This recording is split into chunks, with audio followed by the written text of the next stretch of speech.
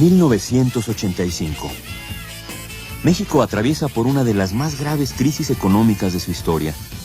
Es la mitad de la llamada década perdida. Él es como un dios, ella es como una virgen, y los dioses les enseñaron a pecar, y en la eternidad los dos unieron sus almas para darle vida a esta triste canción de amor. A esta triste canción de amor.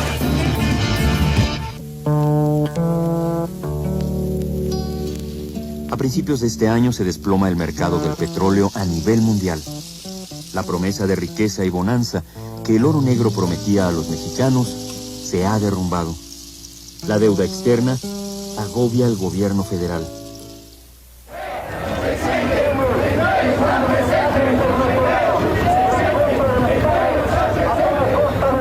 Creo que estamos en peligro de que nos desalojen los gringos de nuestro propio país a causa de la enorme deuda que unos malos mexicanos han contraído a nombre de todos.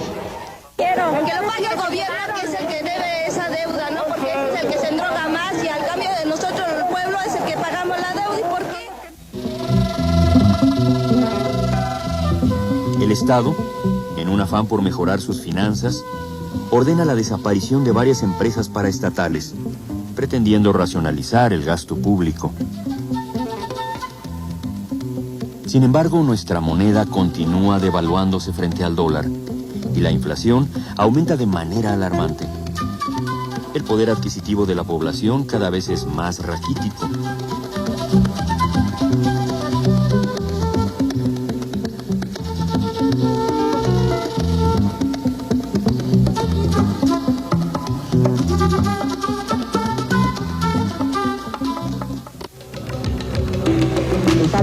Está temblando. Sigue temblando un poquitito, pero pues vamos a tomarlo con una gran tranquilidad. Ay, Chihuahua.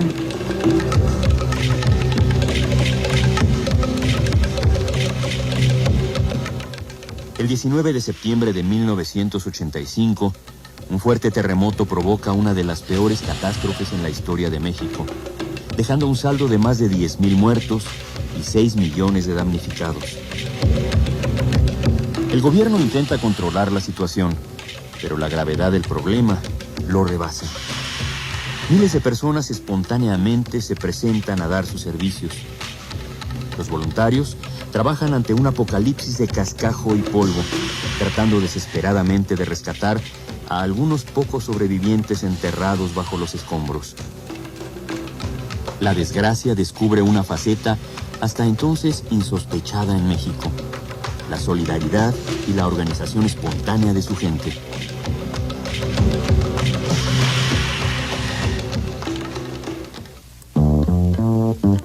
El sismo afecta especialmente a un grupo de trabajadoras, las costureras. Varias de ellas mueren bajo los escombros de los derruidos talleres y los patrones se preocupan más por sacar sus máquinas que por rescatar a las sobrevivientes. El terremoto deja al descubierto la cruel explotación de que han sido objeto.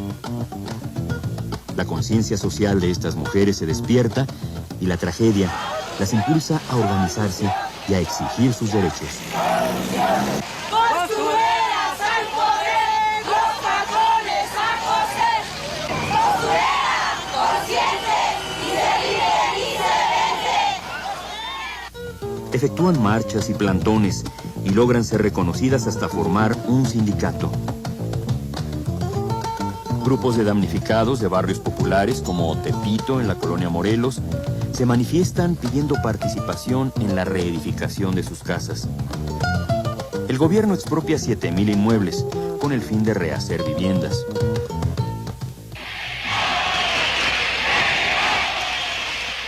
Pero México sigue en pie.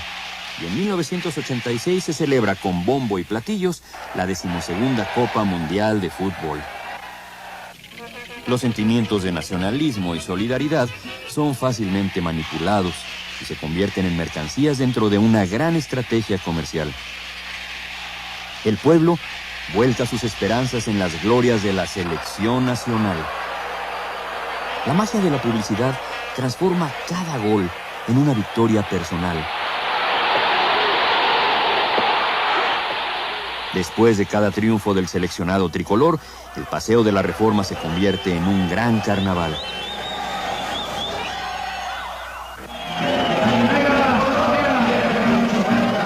Pero la frustración contenida estalla y culmina con acciones de vandalismo.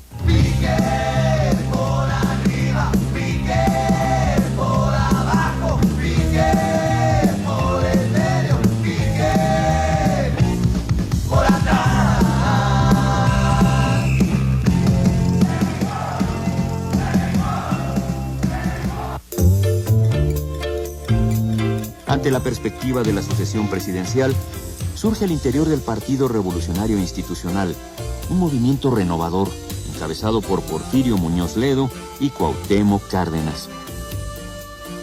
Esta corriente democrática provoca grandes conflictos al interior del partido. Cárdenas y Muñoz Ledo son acusados de divisionistas y salen del PRI. La mayoría de los partidos de izquierda se unen para formar el Partido Mexicano Socialista, intentando hacer un frente común en contra del partido del gobierno. Se forma el Frente Democrático Nacional, el que junto con la Izquierda Unida y otros grupos políticos forman una coalición, postulando a Cuauhtémoc Cárdenas como candidato único a la presidencia de la República. Es la opción que tenemos aquí en la provincia de Cárdenas. Y queremos otro que salga tal como su padre, queremos otro hombre. Él es. El Partido Revolucionario Institucional, intentando establecer un mecanismo democrático, nombra a 5 aspirantes, de los cuales surge el candidato a la presidencia. Los 3 sectores de nuestro partido se han pronunciado a favor de la precandidatura para presidente de la República del compañero Carlos Salinas de Gortari. La derecha, representada por el Partido Acción Nacional, adquiere también nueva fuerza, especialmente en el norte del país. El PAN designa al empresario Manuel Cloutier, hombre de gran carisma, como su candidato al puesto ejecutivo de la nación.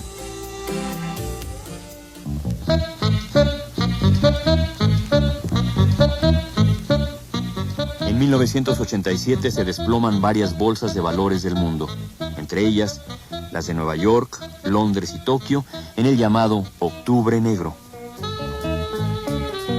La bolsa de valores mexicana se derrumba junto con ellas. Cientos de familias van a la quiebra y miles de ahorradores lo pierden todo.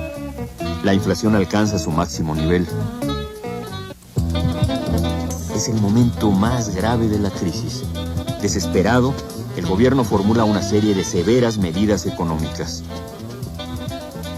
Se firma el Pacto de Solidaridad Económica entre los sectores obrero, empresarial y gubernamental, con el fin de intentar detener el proceso inflacionario. El objetivo es congelar salarios y precios. La población y distintas organizaciones políticas desconfían y se manifiestan en contra del pacto.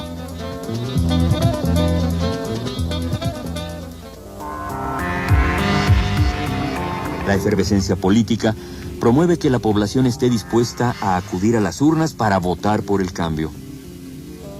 Pero aún antes de las elecciones empiezan a denunciar irregularidades. Ante esto, se forma una alianza de todos los partidos de oposición, previendo la posibilidad de un fraude electoral por parte del PRI. Las elecciones son muy conflictivas y el PRI tiene que reconocer varias derrotas. Sin embargo, los resultados oficiales de la elección de presidente de la República dan el triunfo a Carlos Salinas de Gortari, con el 50.36% de los votos. Según estas cifras, quedan en segundo lugar Manuel Cloutier y en tercero, Cuauhtémoc Cárdenas.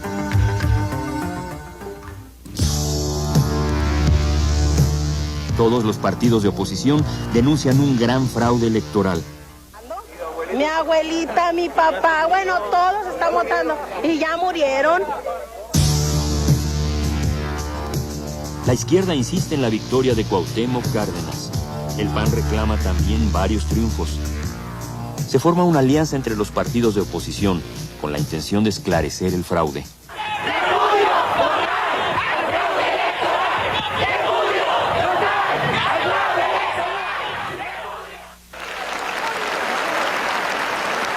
A pesar de las protestas, Carlos Salinas de Gortari toma posesión como presidente de la República, en medio de un denso ambiente de rechazo.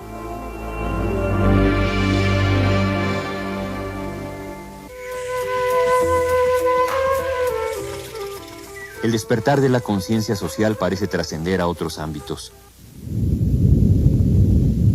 En 1986, ocurre un desastroso accidente en la planta nuclear de Chernobyl en la Unión Soviética. A partir de este hecho, se cuestiona en México la puesta en marcha de la planta nuclear de Laguna Verde en el estado de Veracruz. Diversos grupos protestan y exigen el cierre inmediato de la planta.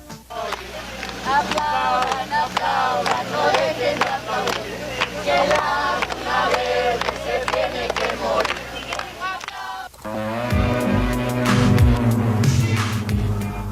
La contaminación ambiental en la Ciudad de México se agrava día con día. Los fríos invernales provocan el fenómeno llamado inversión térmica. Se achaca la culpa de la espesa nube de smog, no solo a las industrias, sino a los casi 2 millones de automóviles que circulan por la ciudad. Se inicia el programa de verificación de vehículos en el Valle de México. Ante la insuficiencia de esta medida, se obliga a los automovilistas a no circular un día a la semana.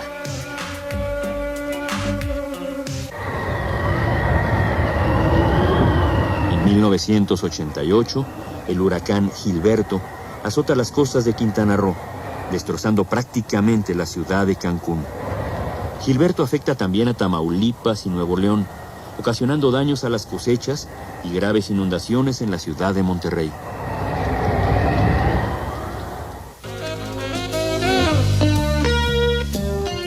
En 1985, toma posesión como rector de la UNAM el doctor Jorge Carpizo. El Consejo Universitario se reúne y aprueba un paquete de reformas. Esto da por resultado descontento en parte de la población universitaria.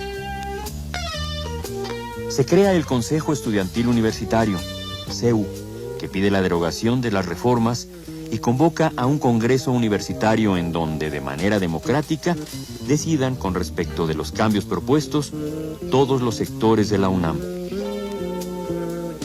Ante la negativa de la rectoría, el CEU amenaza con una huelga.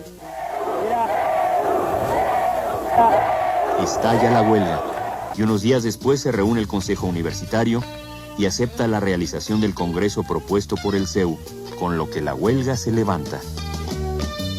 En 1989 entra en funciones el nuevo rector, doctor José Sarucán Kermes, quien da continuidad al proceso de la realización del Congreso Universitario. La universidad no puede seguir funcionando con procesos unilaterales.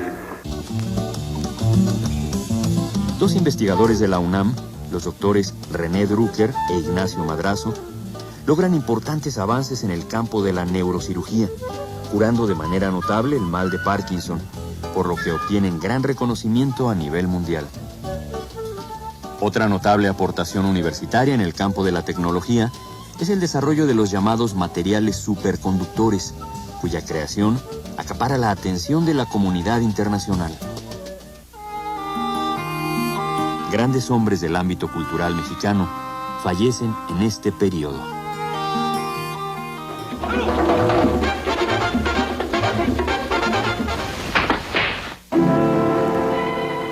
Desnúdese. Me sirvió de ilusiones que quería forjar.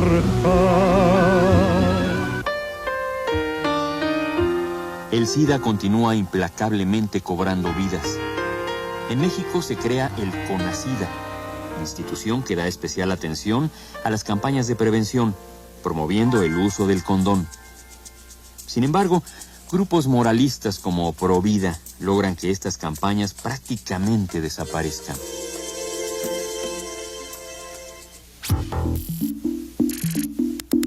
Pero a pesar de la crisis, la modernidad se hace presente. Rodolfo Neri Vela, el primer astronauta mexicano, es designado para viajar al espacio y poner en órbita al sistema de satélites de comunicaciones Morelos. Y la vida cotidiana también parece invadida por un deseo de modernidad. Aún dentro de la década perdida, el progreso tecnológico continúa con su vertiginosa carrera.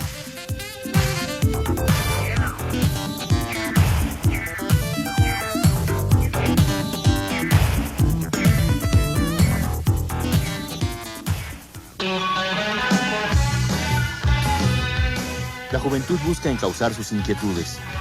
Persiste el movimiento de los chavos banda en las zonas marginadas. No puedo dejar el vicio. Soy adicto al rock and roll. En las calles de la ciudad siempre tienes que aguantar. Pero hay cosas que la ciencia no entiende. No tienen explicación. El rock en español se populariza aún entre las clases acomodadas, quienes forman sus bandas postmodernas. Se distinguen por cortes de pelo con reminiscencias punk y se generaliza el uso de un arete entre los hombres. El rap en nuestro idioma es la última novedad. Mi abuela tiene mucha resistencia. Yo no puedo soportarla porque no tengo paciencia. Mi abuela, mi abuela, mi abuela, mi abuela, mi abuela, mi abuela, mi abuela. La música en español derrumba definitivamente la hegemonía de la música en inglés. Grupos y cantantes hispanohablantes son escuchados en todos los ámbitos sociales.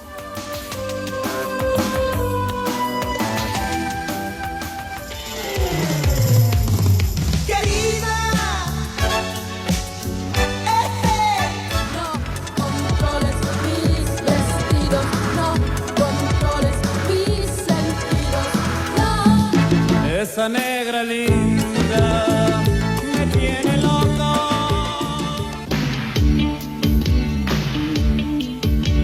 Verónica Castro se convierte en todo un fenómeno de popularidad y acapara la atención nacional.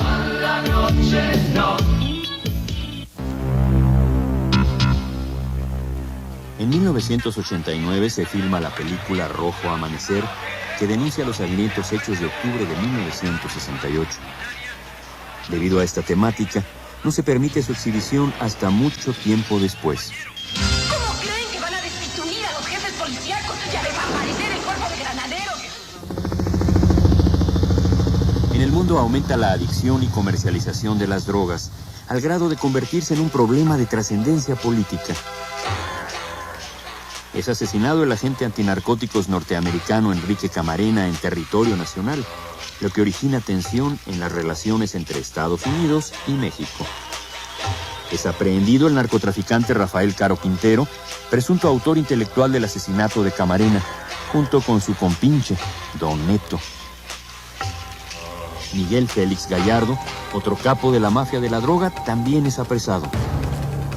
Y por si fuera poco, aparece la secta de los narcosatánicos, quienes además de traficar con drogas, practicaban ritos de magia negra y sacrificios humanos, lo que es aprovechado por la prensa amarillista que explota morbosamente el caso para deleite del público. Alarma, alarma la de todos. 1, 2, 3, matar a licor. Alarma. Entre la impopularidad y el escepticismo, Carlos Salinas de Gortari empieza su mandato. A principios de 1989, da un golpe político fundamental. Aprehende a Joaquín Hernández Galicia Laquina y a Salvador Barragán Camacho. Ambos líderes del sindicato petrolero, famosos por su corrupción, prepotencia y poderío casi feudal, habían sido solapados hasta entonces por gobiernos anteriores. Laquina es detenido con lujo de fuerza por el ejército y se le acusa de homicidio y acopio de armas.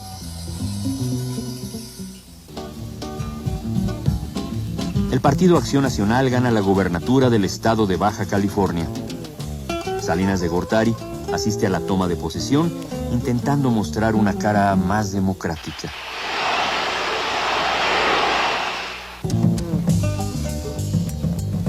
Gracias al Plan Brady y al apoyo de Washington, se logra renegociar la deuda externa, reduciéndose esta de manera considerable. Salinas inicia un programa de privatización de diversas dependencias del Estado.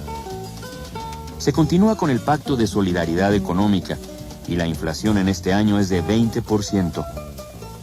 La economía se estabiliza y la crisis parece haber pasado. Y para beneplácito de la nación, azarosamente son recuperadas las joyas prehispánicas robadas del Museo de Antropología en 1985.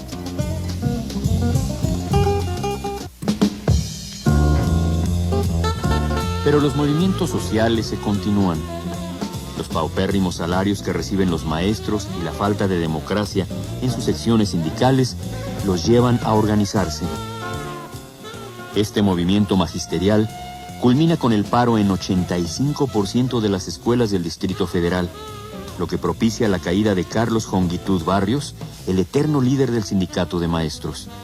En su lugar, es designada Elba Ester Gordillo.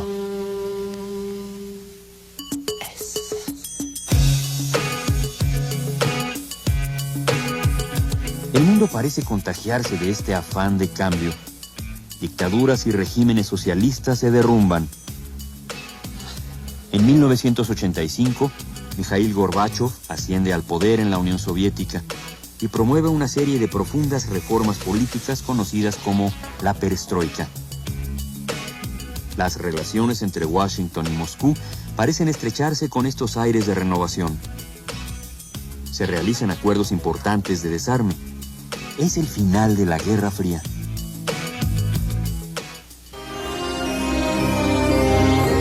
En Polonia, el movimiento sindical Solidarność se impone con su líder Lech Walesa. Hungría rechaza el comunismo y se abre al libre mercado. En Checoslovaquia, asciende al poder el escritor Václav Havel, quien pocos meses antes fuera preso político por su disidencia. En Rumania, fuertes disturbios provocan una guerra civil y la caída del dictador Nicolae Ceausescu. En China también surgen protestas. Grupos estudiantiles exigen renovación y democracia. El gobierno chino se muestra intransigente y muchos jóvenes manifestantes son masacrados en la plaza de Tiananmen.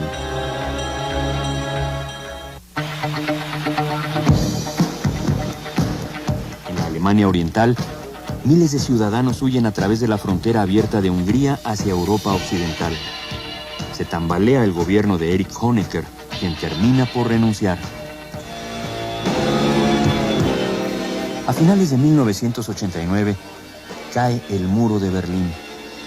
Con él se desploma la cortina de hierro y los viejos dogmas, no habiendo nuevas ideas que lo sustituyan.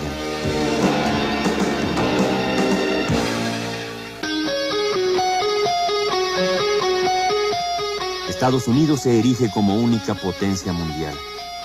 Ya no hay contraparte que se le oponga. Washington ordena la invasión de Panamá, con el pretexto de restituir la democracia y apresar a Manuel Antonio Noriega, acusándolo de narcotraficante.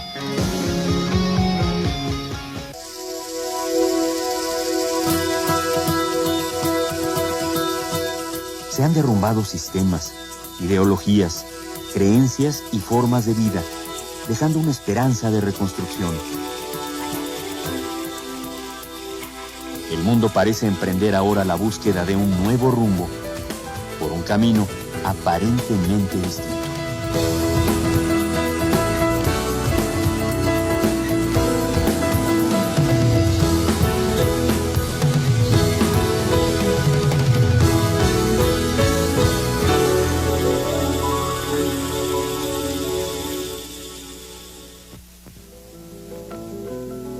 ¿Y qué hicimos de esa rebeldía?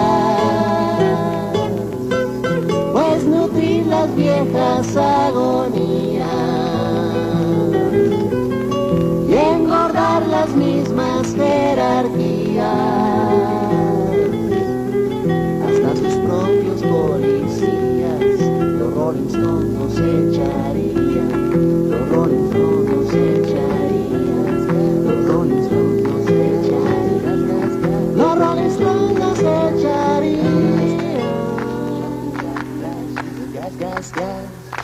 I can get no satisfaction.